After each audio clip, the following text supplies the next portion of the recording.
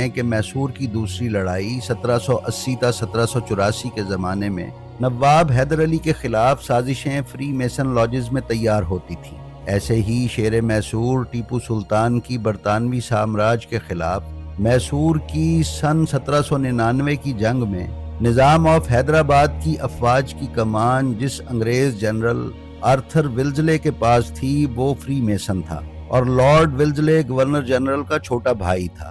ٹیپو سلطان نے برطانوی سامراج کو شکست دینے کے مجاہدانہ عزم کے لیے ایک تو فرانس کی مدد لی، دوسرے وہ فرانس کی ایک انقلابی جماعت جیکوبن کلب کے ممبر بنے۔ اس کلب کے انقلابی نظریات کے باعث فری میسن اس کے سخت مخالف تھے۔